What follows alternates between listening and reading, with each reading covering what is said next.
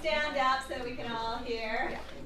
I think like a big goal is like to get the funding, and I think in order to get that, like education is really important because like learning the statistics and like understanding the severity of the situation like makes people care about it, and if no one like understands what people are really like living through, they're not going to care and not like they're not going to think of it as a priority. Thank you. Thank you. Right behind you. So I've actually spent some time thinking about this outside of school. I interned for my city councilwoman, Helen Rosenthal, and I'm working on her comptroller campaign right now, and a big thing we've been talking about is public housing. So one of the ideas that I've been thinking about is kind of a progress report that is easily accessible on the city's website to show how many of the necessary repairs have been completed. And that would put even more pressure on local officials to do their job. And then something interesting that we've been discussing is accepting a lot of private donations from individuals and corporations, and in exchange for that they would get good publicity. Say like, you know how you name a park bench after someone, naming a building after someone in exchange for donations? I'm gonna do a quick loop this way, and then I'm gonna come on this side, okay? Yes. Yeah, I'm Oniga, and just in a connection to that point, we were talking about how as much as we would love the government to fund public housing, we can see from the statistics that realistically is not going to happen right now. So it seems that we need to incentivize funding, and we were talking about ways that we can try to do that, and how, as others were saying, education and awareness, especially in wealthier communities, towards facts and photos of what is going on, so that we can try to allocate funds towards where it's really needed. So I'm Nathan, and I think everyone's been talking about funding, but the fundamental problem really is who's doing it, and it's because the federal government is taking care of it that you have this ginormous inefficiency within the system. But if instead of taking care of it, the federal government provided subsidies for private companies so private companies could step in and do it right, then you would have a system that would work. So you both have the efficiency of private systems, but also the cost efficiency of the public government. Any reactions to that idea? I have a lot of reactions to that idea, but I'm going to save them.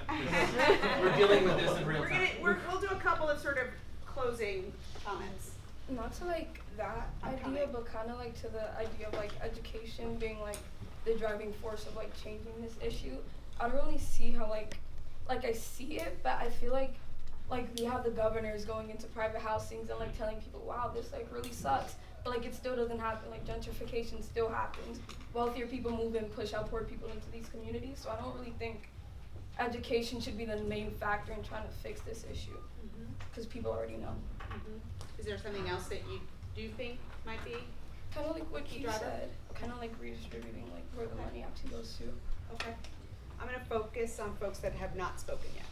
So in our group we were talking about how to make the communities more self-sustainable. Can you do it a little louder? To make the communities more self-sustainable. So I mean, I know this is kind of like probably not a realistic idea, but putting in like solar panels or making the communities be able to run by themselves so that there's a lot less, you know, like outside, they don't need as much outside help. And I mean, I know that probably a large percentage of the people that are unemployed and that live there, you know, maybe there's a reason why they can't be employed, like physical disability, but you know, the people that are able to work, you know, using them to help like fix things and kind of involving so that the community itself can fix itself and rely less on outside support.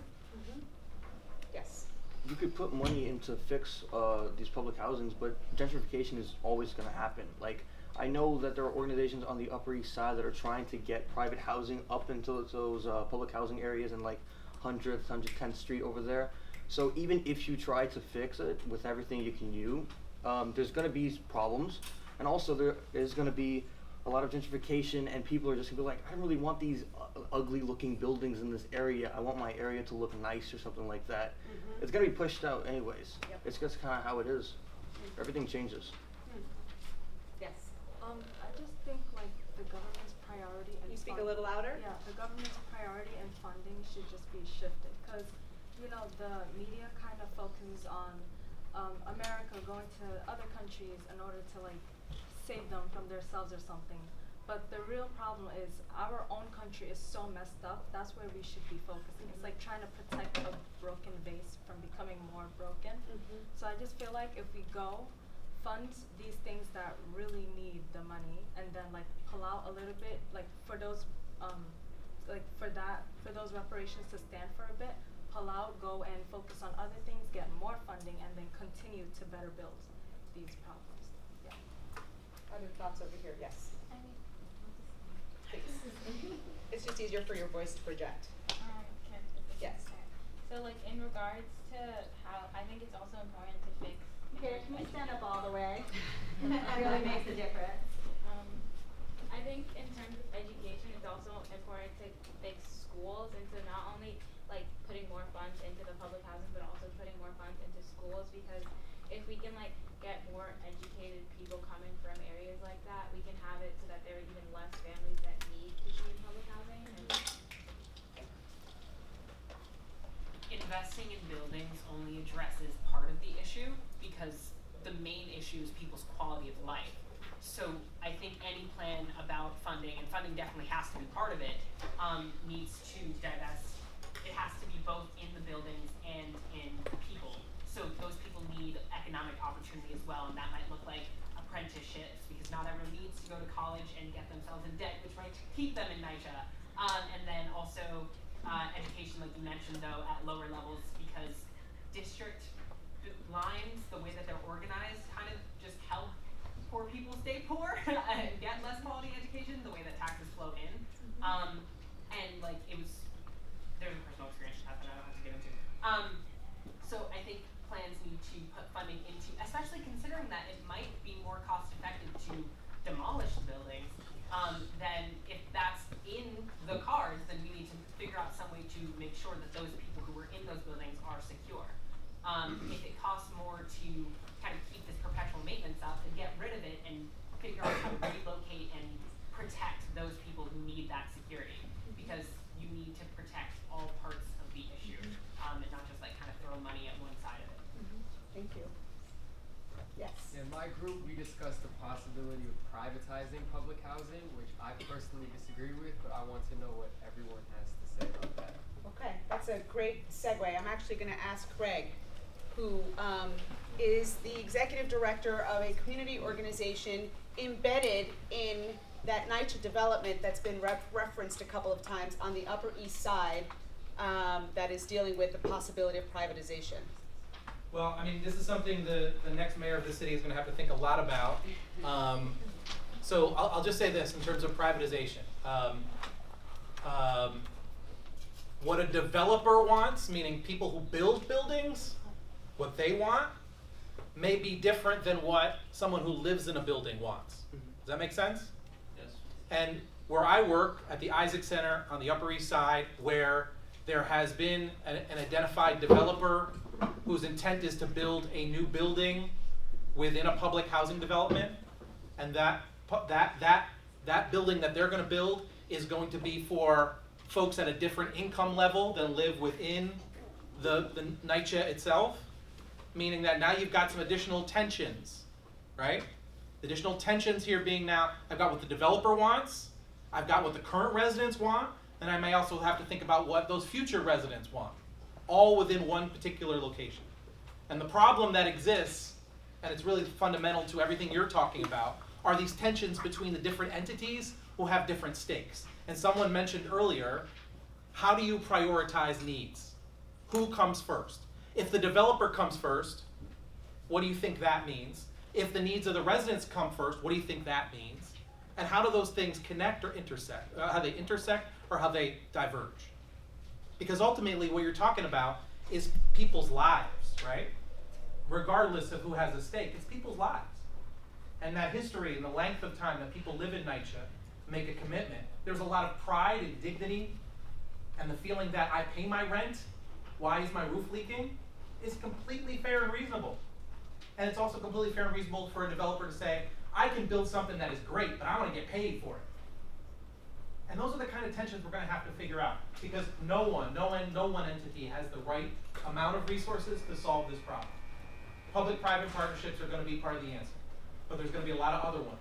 And if you are a New Yorker who thinks that those 400,000 residents of public housing matter, then you should have a role to play in helping to make some decisions about what priorities matter and how we organize need in trying to solve some of these problems.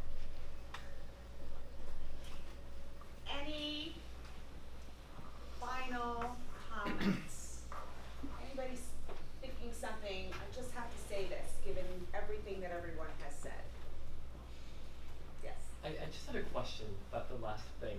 If the government is the Can landowner. you actually stand and face this way? He'll hear you. Yeah, of course. Just so these guys So can hear. if the government is the landowner, can it impose its own regulations and tell the developer or the private company that like you have to build this to be sustainable for a price under X amount of dollars per month?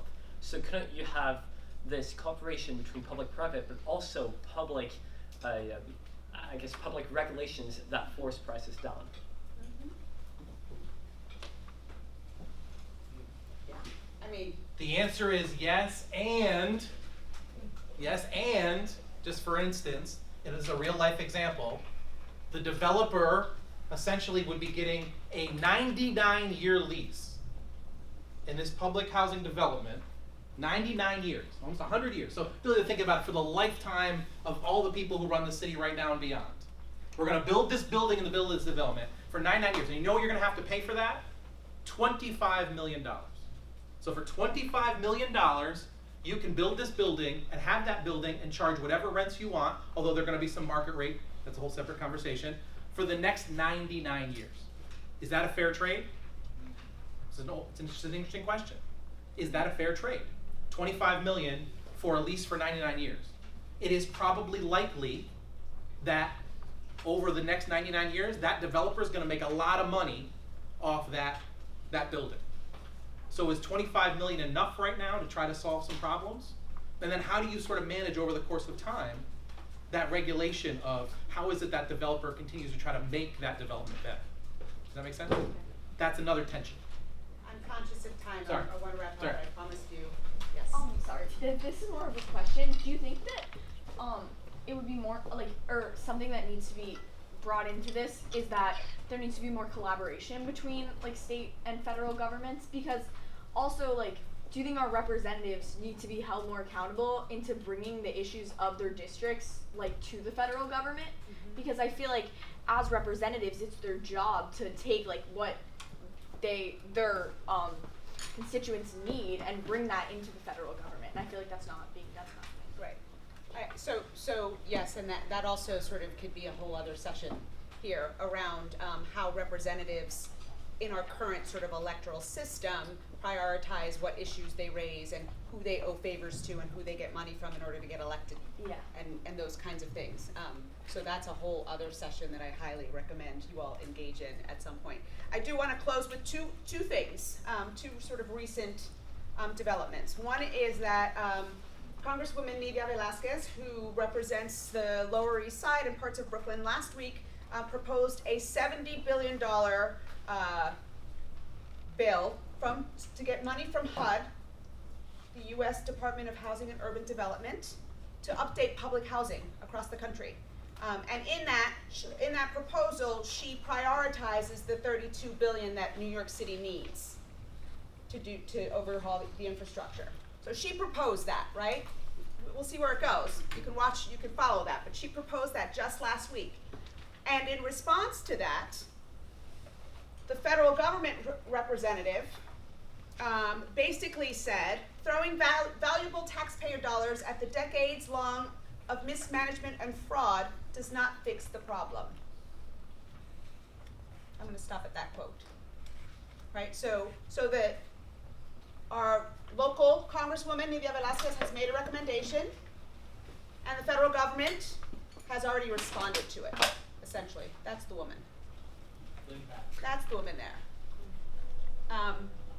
So that's where we are, right? We've gone like this, and we're back.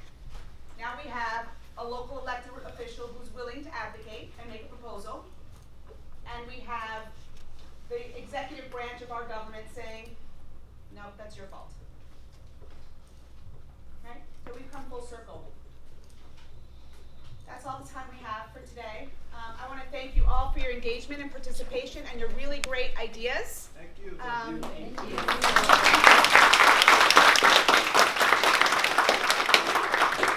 So here's the good news, friends. This is just the first session. We obviously are going to continue to talk about all of these issues so much. We have one more section of today. We know we're getting crispy, but you'll have a chance to debrief some of what you've heard from Dianne and what the implications are in terms of thinking about civic decision making. So now is the part where you look down at your name tag to the third number. So the one at the very end, you will have 1 through 6. And we're going to go back onto the third floor.